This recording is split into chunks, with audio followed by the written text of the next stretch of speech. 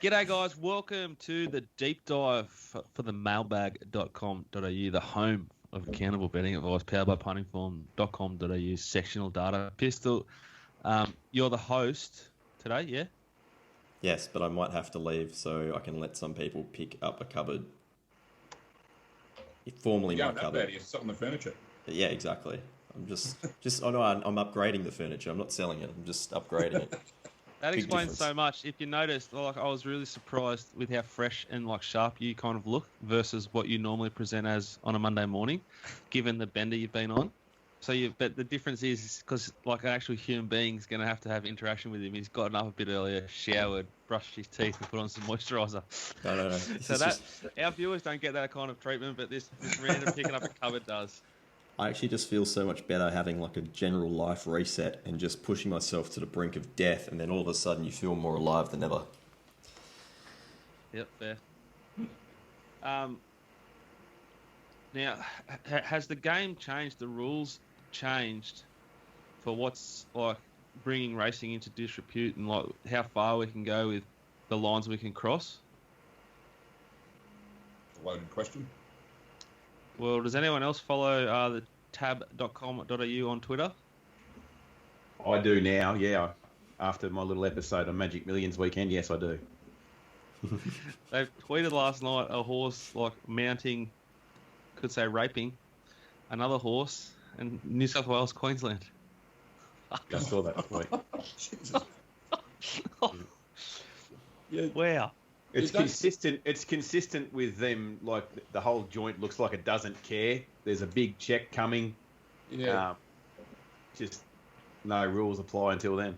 You don't expect that kind of sledging and behaviour from inside the tent, so to speak. That's what you'd expect from the Paddy Powers of the world and the more irreverent sort of. I don't even think they'd do that. If the intern shot that through to me, I'd say no. No, even I would have said no to that. I would have just done it off my own bat, but yeah, I agree. If I hadn't have answered and he got to you, can you put someone's face on the horse? Look, I think it's great that the tab are now not hiding the fact that they're New South Wales biased and couldn't give a fuck about the rest of the country. It's at least they're being open and honest and transparent a little bit more. All right, you cut out there. Did you say tab or ScoMo? Well, they're both. Zach Godfathering Freak did a little YouTube video for Sydney siders who went into a lockdown. I'm still waiting for mine down here in Victoria.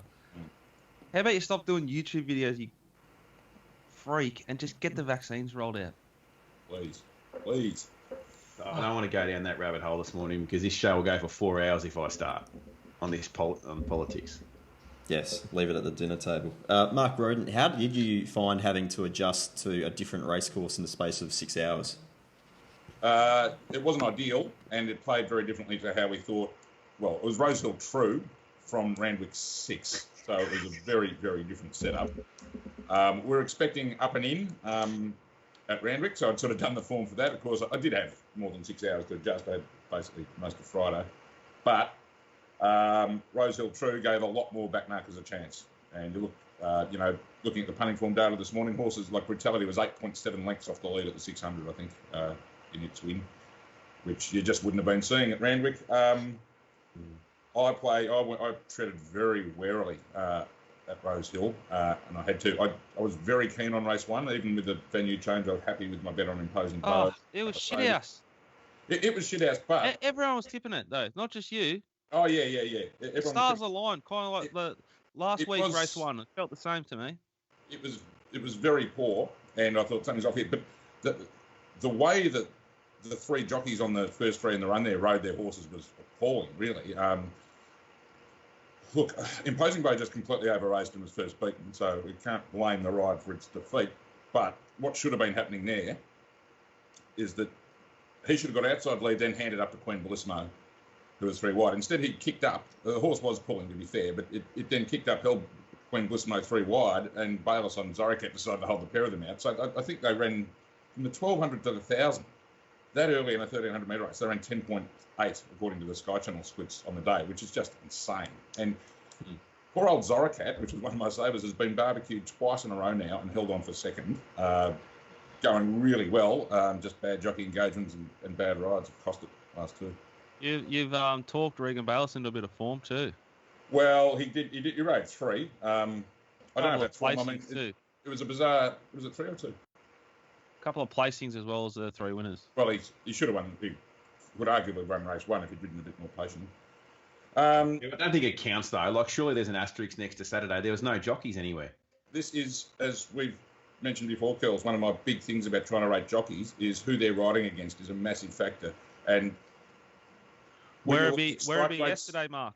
Sorry? John Allen's ridden 4 winners. Yeah, he was awful on Saturday. Yeah. Rode 4 winners there at Werribee.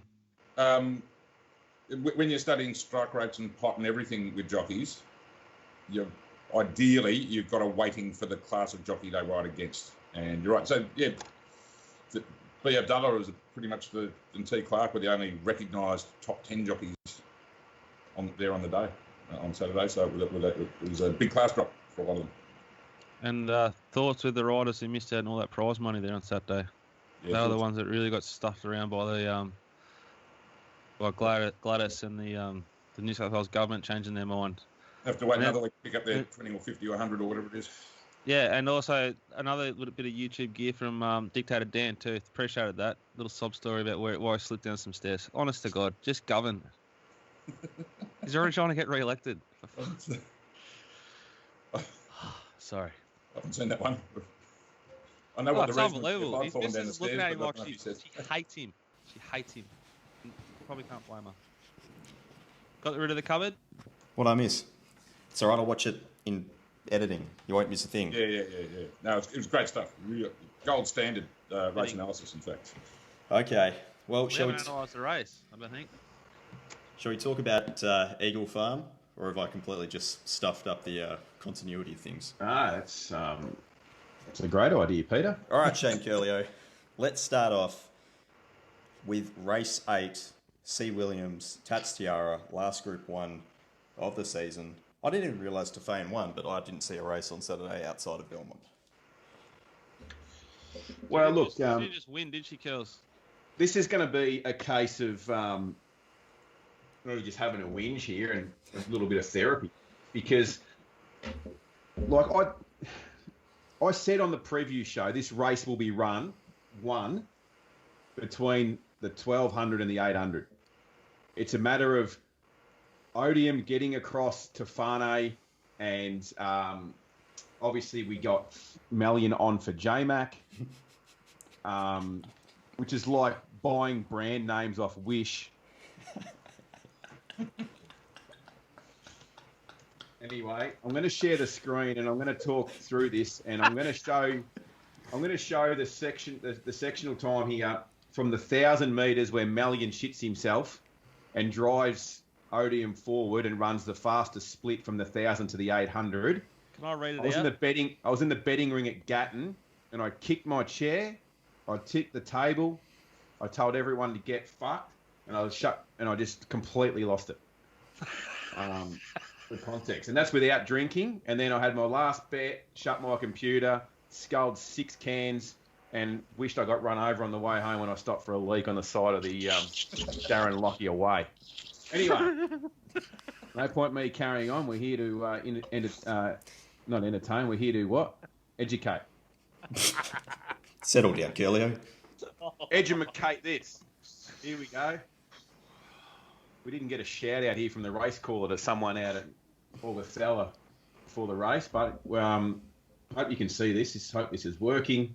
I'm going to try and articulate this a little bit. We can see here yellow cap, number 1 saddlecloth, C. Williams. Then you've got Mizzy and you've got Melian in the Odium colours there outside him, possibly a little bit blurry, that's shared screen, but so Melian's driving forward. He's outside Odium now, and you've got Willow kicking up onto Tofane. He continues to kick up there and hold his spot. There you got Dame Gazelle going forward. Now, Odium's 3 deep here, which is, the way the track's playing, you've got to be in lane 24 to win anyway. But rather than just sit there and stay in a rhythm, what we'll do now is we'll completely gas the horse and start chasing the leader and get outside the leader. Meanwhile, there's Willow 5th, one off the fence, and now just doesn't want to be pocketed. He knows that he needs to get to the outside and have a look at Willow. 3 deep, He no knows cover. Andrew's going to put the handbrake on. Yeah, Which is so what Andrew's you're put the handbrake on there, trying to give his a breather. Willow's like, nah, mate, I'm 4 deep now. I'm off and going now. I need to pause that because I don't want to break any, copyright rules here. So there's Andrew, stays on the inside of the leader's heels with Odium, and there's Willow, just like complete masterclass, getting to the outside. Now, I'm probably being a bit harsh picking on one right here, but I backed it, so I deserve better. So he goes back to the inside lanes on Odium, and here's Willow. Using the whip here. See the whip in his right hand? He's like just trying to not poke the horse in the eye, but just getting the horse to shift out in the straight. Yeah. So he's sort of had that left hand rein hard down and whipping the right hand, just sort of waving it at the horse to get to the outside lanes. Complete masterclass. Back on the inside, Nudge, who ran some fast sectionals back in the inferior side of the straight there. I sort of went back and had a good look through that, and I couldn't really... You can't pot the rider. Sometimes you're just drawn low and you get held in that spot and you can't get out. So I'm not potting the ride at all. Thought the horse has run enormous, had a huge win at Carnival. But Willow just too good. Like, he just gets to the outside and is happy to be 3-4 deep, no cover on that circle because he knows where it needs to be.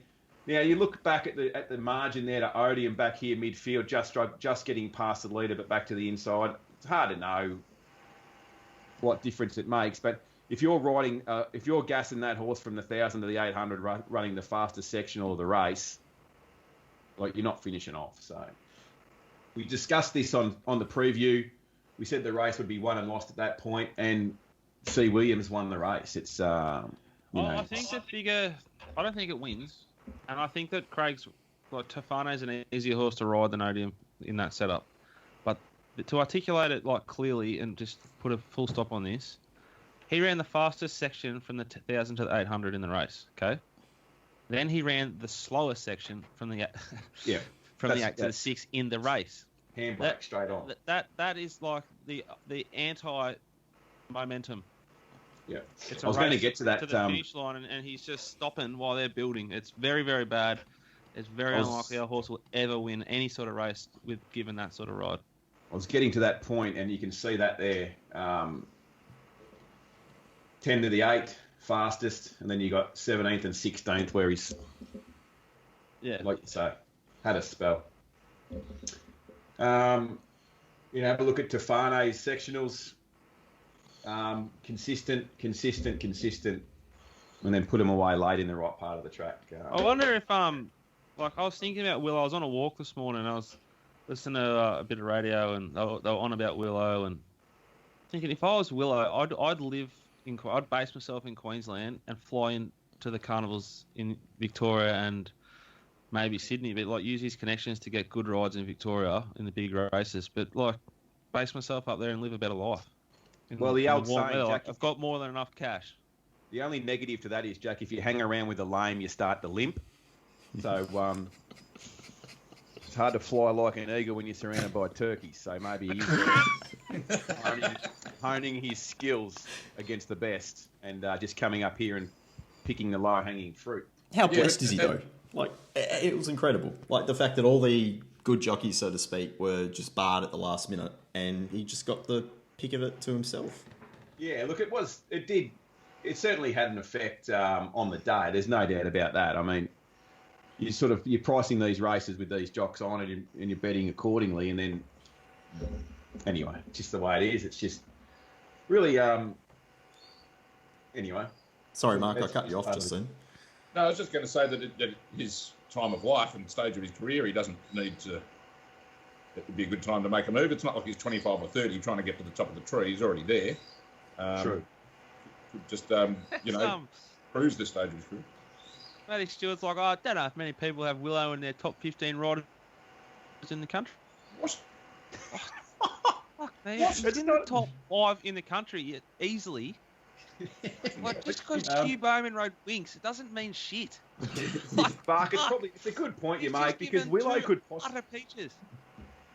could move to Queensland, not ride track work, and get the best book of rides every Saturday, or even just ride 1 or 2 on a Wednesday, the best ones, and fly to Melbourne for Saturday and ride the best couple there. You'd put him on anyway. prize money wouldn't be that far different. It's just there's more feature races down here. I walked he's my not that son kind of like guy. when I was listening to the radio, right? I walked into like when I spoke to you guys. I got like water in my beard just from the air. It's that fucking cold here. Winter. Like, why would and that was at 8 o'clock in the morning? Imagine riding a fucking horse at 3:30 in the morning. Why? No way.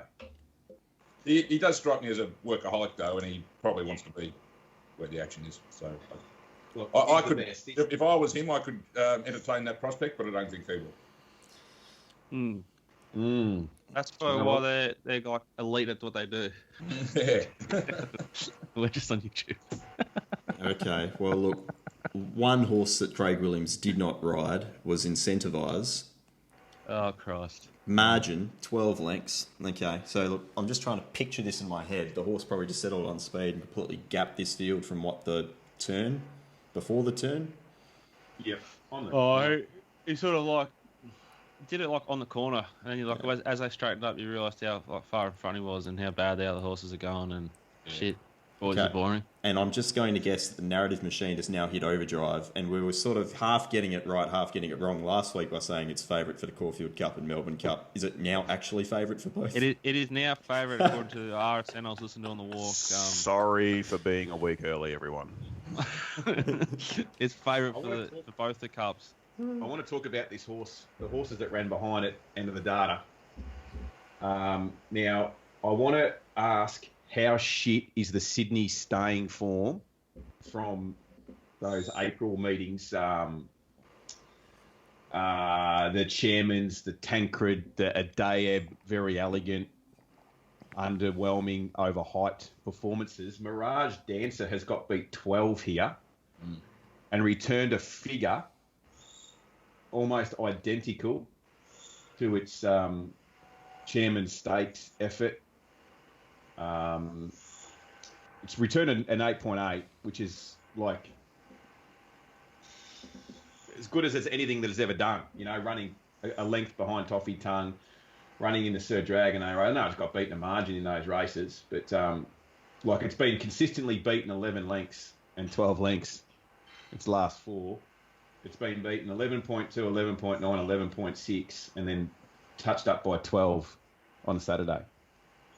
There's a lot of tie-ins here that this horse has ran to the hype.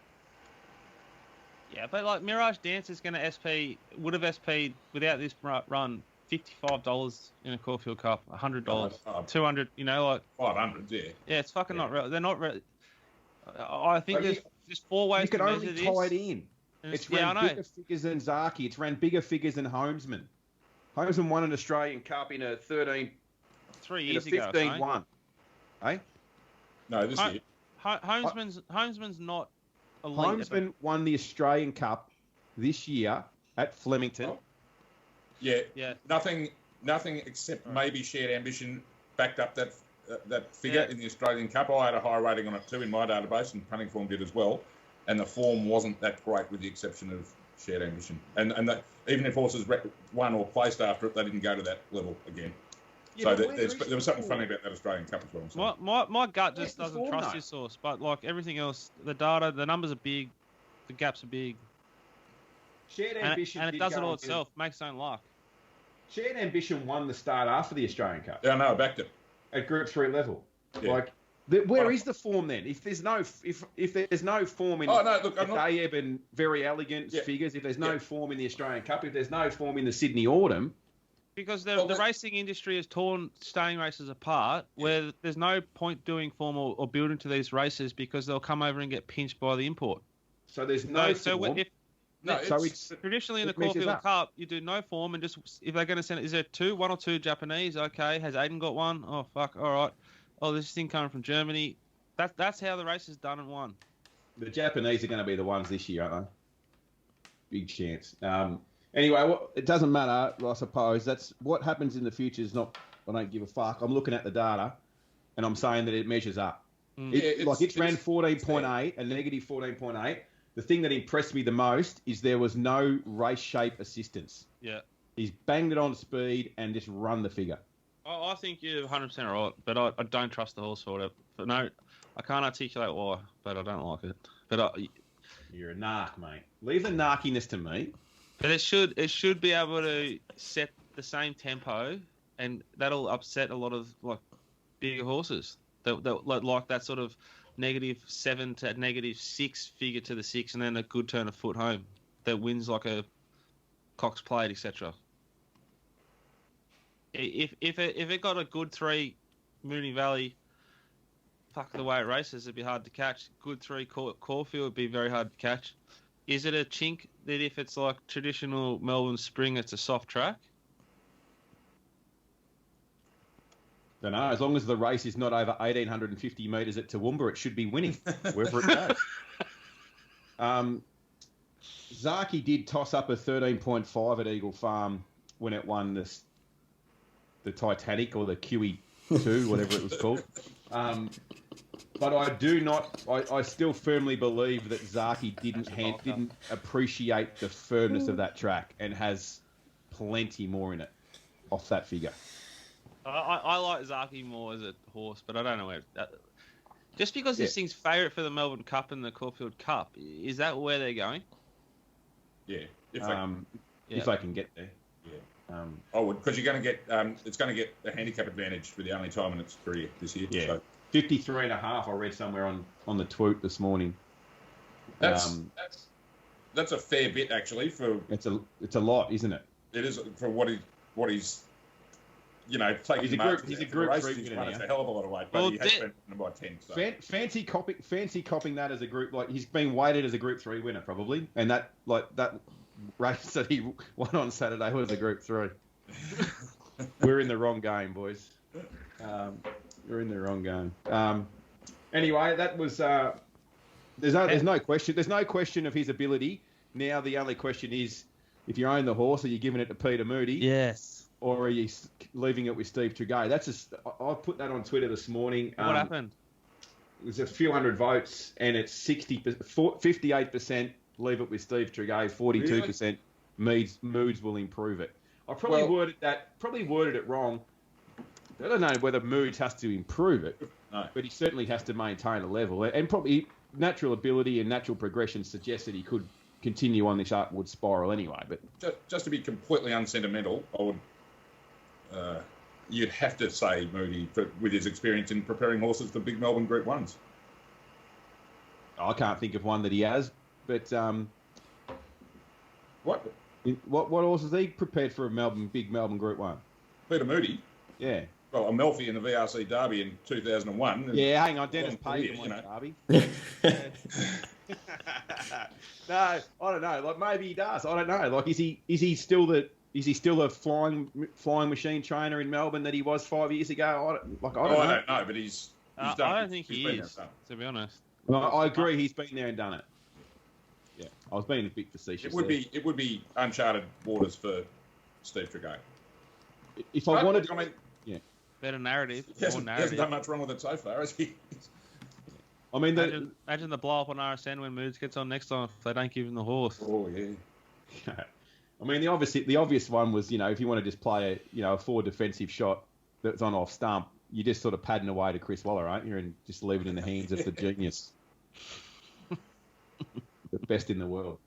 But anyway, it's look forward to it going down there, and I look forward to it controlling and dominating the narrative over the next 3 months. And we're either going to hear about the Everest or Incentivise. So, good luck. Okay, well that sounds like absolute torture. That's all from Brisbane. The track was pathetic. It's a massive issue. You have a look at the lanes data on puntingform.com.au. Take Incentivise out of the equation, and who could have won hard up the fence or on the ambulance track. As the day got on, as the day went on, excluding Incentivise, lanes, the winners were from race 1 to race 9 were 4, 8, 12, 14, 12, Incentivise, 10, 23, 24. Jesus. Thankfully, we're at Eagle Farm Wednesday. Unbelievable, eh? That was the other thing. They're all like they're half like patting the track on the back. What? Graceful, disgusting. It was unfair. I'm glad It's not that bad. I don't mind it as a betting thing, but No. It's not good for someone getting into betting, and it's awful for owners and trainers, which is normally the priority for the industry. And it's still better, marginally. Well, that was pretty bad on Saturday, I thought, but it's still prefer that to Dynamite Rail. Yeah, probably. More get their chance coming down mid outside than one lane highway. Yeah, that's why I prefer Dynamite Rail. Yeah, well, and I know you said that before, but I don't because More have a chance though, Mark. No, but it's not, you have to get stuffed because you think, okay, I've got this leading, and there's going to be 3 others pushing on for it. Yeah, look at Canterbury last week. Or Caulfield on Saturday. It was not 100% certain to lead, but Jay McDonald made it his. Just get ridden out of the pattern, that makes it very hard. Just running the track from Saturday through the Punting Form analytics, and for races under a mile, the rails in run was 0.7 lengths disadvantage compared with one off, but it was 1.5, 1.6 lengths disadvantaged compared to if you were 3 wide. Where Odin was. Just sit there. It's all right. Don't panic. 3 wide, no cover's probably the best place to be. Anyway, I'm glad Odin didn't run a place in the end, because if it had have, that would have made 7 bets in a row for 7 minor placings. Oh, God. And I'm nowhere near ready to start talking about that, because the show is only 20 minutes. That actually segues incredibly well into one of our questions from Sam. Hi, guys. I'm getting close to doubling my starting bank in a relatively short time, largely due to the mailbag. Though I am not using it as income yet, so no withdrawals. I'm still using the original unit size and am doubting upping the betting unit due to regression to the mean. How long or how many bets would you say is a large enough sample to increase betting size? I'd like to get my turnover up, but Icarus flying too close to the sun, etc. Cheers from Sam. I think you've just got to go roll with the punches. And if you're winning I wouldn't do it race by race, but at the most week by week, maybe even day by day, your unit is meant to be a percentage of your bank. Meant to be 1% of your bank, in fact. So if your bank increases, your stake should increase. And if Sam's worried about us hitting a brick wall, your protection is as your bank decreases, you can decrease as well. You just go with it. You move in parallel. So yeah. I would say you've actually missed out here. If you think this is a hot run and it's not going to continue, you should have been filling up at this stage. And then you've always got the option, and well, no, not just the option, you really should be decreasing during a bad run. You should be, when you're winning, you play up. When you're losing, you draw the horn. Mm. You look sceptical, Curls. You reckon if you're losing, you just cut the tape? No, mate, I'm not in the right headspace to answer that question with any clarity after the week I've had with my run of minor placings. Because just theoretically, if you just randomly think that it's a good time to increase, like Murphy's Law will kick you in the balls. But you're right. Just keep it as a percentage of your bank, and as your bank increases, your bet size increases, because that obviously then exactly what you said, you're actually increasing your stakes when you're winning. Yeah. And then if you do lose, like a byproduct of that is you're following your bank size with your unit size, so you're decreasing as it goes down. But it's also relevant to, like, what are you doing with it? Like, is it a hobby and an entertainment thing? If it's a hobby and entertainment thing, then I'm saying bet 25% of your bank. Yeah. At least a Saturday. Yeah. And if your bank increases, you got to go with it. But I don't agree with the 1% thing, but most people do. But whatever your measure is, you can adjust that to your bank as it goes up and down. So you said that in the question. Oh, sorry. He said that in the question. He has a bank. He's not using it for anything other than he's not taking wages or using it to make a living. Yeah, so I'd be more aggressive. Yeah. If it was your bank that you're living off, then you need to be very protective of it. Whereas if it's so I'd be quite aggressive, and exactly like what Mark said, just the percentages I'd be a bit more aggressive with, but I'd up and down it daily. So I have a bot that runs, which you should get one with Betfair. Karen at Betfair helps you. It's an outstanding service, and that goes up and down with the bank each day. So the amount that I'm betting to win. So it laid John Allen's biggest price winner yesterday at Werribee, so the bank's slightly down today. The reason I said that about the dropping the stakes is it sounded like Sam was concerned about immunising himself against a bad run and doing a lot, and that's how you do that. I'll give you a converse real life example. When my father was starting to bet seriously in the 80s, he had $1,000 he'd saved up as his betting bank, but he wanted to turn that into a chunk of money, and if he lost 1,000, that was fine. So he started off betting the 20th, I think, 5%, increasing as his bank grew, but never decreasing with bad runs. He just thought, stuff it, we're here now. We're betting 50, 100, then we're betting 200, never go back. And that was obviously very aggressive, but that enabled him to turn 1,000 into 100,000 in a couple of years, you know. So rather than, it would have taken much, much longer to get to that level if he'd been strict with the staking and up and down. That'd be almost what I'll do. Yeah. So we get money, we're making a wage from this business, and you know, there's multiple streams of income, so it's a bit easier to be fearless, or more fearless. That makes sense? And it's also, don't know. You get less fearless as you get older too, if I can tell you. Yeah, I've just personally gotten through that phase, I reckon. With the second kid coming, I've calmed down from shitting myself with the bad run and just trusting But being part of our big team is quite helpful for managing ups and downs. Like, I might have a really bad Saturday and then, like I can't... It would have happened 25, 30 times that I've had a really awful Saturday, whereas the most of the turnover is for the week, and then somehow Peter has might have been going shithouse, but has backed the last winner at fucking Ascot, and I've slightly overbet that, and life's a lot easier to wake up to on a Sunday because of. That's what I said on RSN last Tuesday about diversifying the portfolio. You're right, smooth out so many bumps doing that. Yeah. Yeah. I'm tired. I hope that answered the question. Yep, I think that was good. And there was a very brief question here from Jonah. Guys, I'm having a very bad run. What do I do? Help. Wow. Really? What? What would you do? I had one fucking bad day, Jack. I had one bad day, and I fucking stepped onto a fucking freeway. All right? And nothing eventuated. I was couldn't even find a fucking car to run me over. That's how good a day I had on a freeway. I would go to the mailbag.com.au, get the platinum pack and subscribe and follow the betting advice. Apart from that, that's the best advice I can give. How to handle it mentally. Oh, we don't know that. I don't know. I'm 40. I'm 31 years old and wasting the best years of your life.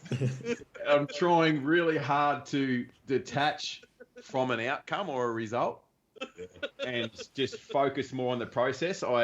Yesterday I had a one bet for a second at Roma. And then I went through my bets from the weekend, and I've sort of come to the conclusion that every bet I had for the week, there was one that I regret, and that's strong sticking to the system, and but very difficult to detach from the result when you don't get one go your way. But I don't know. I think the fastest way to learn is to go backwards. So I'll go back when I have a shit day. I do it every day, but harder when I go shit. And tinker with the way we do it now is a lot of data and numbers and weightings that you can tinker with. So I can go back and play with that and adjust things and see if I could have found that winner or could have lessened the amount I had on the loser. And if I think I find something, then I'll go back even further and apply that a few times. And that'll be the main way that I evolve lately, which seems to be working. But I think either way, that's how I've always thinking everything you do in life. If you go back and look at what's working and what's not working with an objective, clear mind, that clarity will improve you the quickest. You've got someone you can trust to have a look at it for you as well, a fresh set of eyes. But that's hard in punting because people's approaches are different and stuff. Wait, that right there is the biggest point of this team. What works? Why we're having as good a run as I've ever had, and it's the many sets of eyes and the honest feedback. Not so much to Peter. Everyone's a little bit scared of Peter, but apart from that, everyone's sort of. And he doesn't listen anyway, so it's a waste of time. Waste of everyone's time. Yeah. That's actually very true. I only learn from my own mistakes, but I want to make them myself. I don't learn from when I get things right. Yeah, you learn nothing at your coast. Yeah. Like the biggest edge is to be able to accept that you're shit. You're gonna lose a lot, and from there you can go forward. If you were right and they just wrote it wrong, and you were right and they just got the tactics wrong, and you were right and the horse was weak, and you were right, well, you're fucking gonna go broke. Yeah. Yeah, there's nothing wrong with being. I think one of the key things is I'm trying to think of the right word here, but you just have to have that acceptance as well. Like you just can't bullshit yourself. It's also your favourite to lose all the time. Yeah, absolutely. Like even sports punters betting in two-sided contests are going to be, the best of the best are going to be wrong 40 to 45% of the time, and that's in two-horse races. Look what we've got to put up. I tell you what helps with that too is the accountability. Like the fact that we post our results, win, lose, or draw, I reckon plays a big part of that, because it does go a long way in to remind yourself and not kid yourself. Yeah, you can't hide. They hide. like to copy everything else we're doing at the moment. I just can't see them doing that yet. But if they do, it's better for the whole industry, because they'll get better, and the industry gets more integrity, and people will survive longer and turn over more cash, and there'll be a more liquid market. And good question. Yeah, indeed. Enjoying the questions. Well, that's about it for the questions for this week. Week ahead. I got Belmont, Northern, and Belmont. I wouldn't like to guess where we're going to be in New South Wales, to be honest. Well, I think it's meant to be Warwick Farm on Wednesday. I don't think that necessarily means too much. And Gosford tomorrow. But who knows for Saturday? Gosford. Not Gosford. There's Gosford. another question that we haven't asked. I don't think. So let's quickly do it. I'm not sure who it's from. From Max. Hey guys, after watching the Royal Ascot Carnival and seeing the side Galileo in almost every staying race in staying horse, why do Oz trainers owners not look abroad when purchasing a horse they hope to be a decent stayer, or just in general? We saw Danio do it with Russian Camelot and it turned out pretty well. Saw a Frankel 2-year-old debut at Flemington. That was very impressive. I know it is not because of the cost. After seeing some of the dollars thrown around, I have no idea about breeding, so this could well be a dumb question, but just curious. Well, I think the Australian breeding industry and prize money industry is focused on sprinting horses. They get to the races a lot quicker. So if you're a trainer or anyone trying to get other people's money to spend, you're going to get a quicker return with the shorter horses. I think that's why the focus is there. I think the only guys who look to import horses with a long-term view that aren't like coming to race straight away are the wealthier owner breeders or the wealthier trainers who are much more set. That'll be my view on that. And they almost exclusively buy tried horses. That buying of yearlings from overseas is very rare. Yeah, I think Moody bought a few. He's selling one online right now. It went around as another number yesterday, Kernan or Cernan. Yeah, I was going to mention that. Moody tried that, didn't he? Yeah. Bloke who bought Black Caviar can't find a fast one from over there, so probably doesn't bode well for the future of it. But you're right, Russian Camelot's as good a horse as we've seen over a mile further here for a while. It's just all various levels of guessing. Well, that's right. Yeah. And then you tweet about the ones you get right, and no one remembers the ones you get wrong. There's no profit and loss margins for a lot of these publicly listed syndications or organisations, is there? That would be taking too much fun out I of was it. just going to say, that, like we were saying, it's a matter of time before the majority of the tipping industry, if you want people to pay you to tell them how to bet, is going to follow into the accountability, and just owning the wins and the losses. That will happen, just a matter of when. It will never, ever happen in the breeding, training, and sales industry. There's always going to be an excuse. Oh, I was a cracking type, but, never had any luck early on. I was always plagued by injury. But, it's a well-bred thing, so we're going to send it to stud and hope that she can produce something off the track. How's always a second chance. I bought with Mitch that high delta that knocked us off at Bendigo last Sunday. Yeah. Well, we tried to buy High Sun, he said. I've forgotten about it. I wanted 12,000, I said no. Just on that question too, Galileo shuttled out here for a long time and didn't really set the world on fire, strange enough, and he's the best side in world history over there. So what does that say? God knows. Don't ask me. Didn't like standing around in wet New South Wales paddocks. Rather than that coal dust. Yeah. All right, Dickens, where are you betting this week?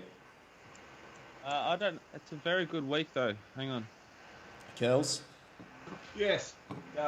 Well, Eagle Farms Wednesday in Queensland. So, like, I'm about as excited as that as the colonoscopy.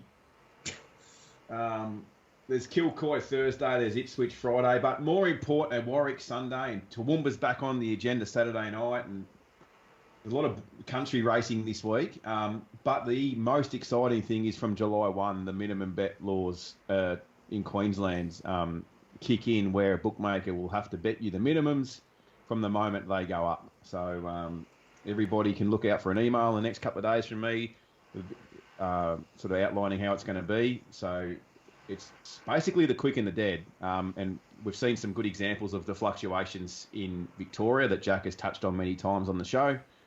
Obviously, a little bit less liquid pools here, so that the fluctuations will be hard and fast, and we need to be on the trigger. And we will be on the trigger. Watch this space. All right, Dickens, what do you got for me? It's a really, really good week. So 2 synthetic meetings, which we'll probably dodge most of, if not all of. Then Wednesday, Sandown, Royal Sandown on a midweek Wednesday at Sandown. Like, what's better than that? Nothing. And it's a lakeside too, so just be like a little greyhound track, guys. Just find the leader, find the coffin, bet. Then we had the Bendigo, where we are winning a lot of money at Bendigo. I love Bendigo. Then Geelong, which is a good track. Good horses go to Geelong. And then Flemington. So 4 days straight of gold. And the Chuka backs up on Saturday, which was very fat for us on this Saturday just gone. Great ride, Reece McLeod on Fioroso. Beautiful, beautiful ride. 3 wide, no cover the whole way, under a hold. Beautiful, beautiful ride. Didn't panic. Indeed. God bless you. Thank you very much for that. I really needed it. Okay, and before we leave you, last few days for VIP offers, contact sales@themailbag.com.au if you're interested. If you're not interested, or if you leave it till after the end of June, I can't help you. So, and I won't help you because there's been plenty of time. And Jacko and I are closing in on 5 straight months of winning too. Huge. Wow. Big. Bye for Very, now. very proud of. Oh, sorry. Bye for now. Proud. And now bye for now. I don't know what to do with my hands.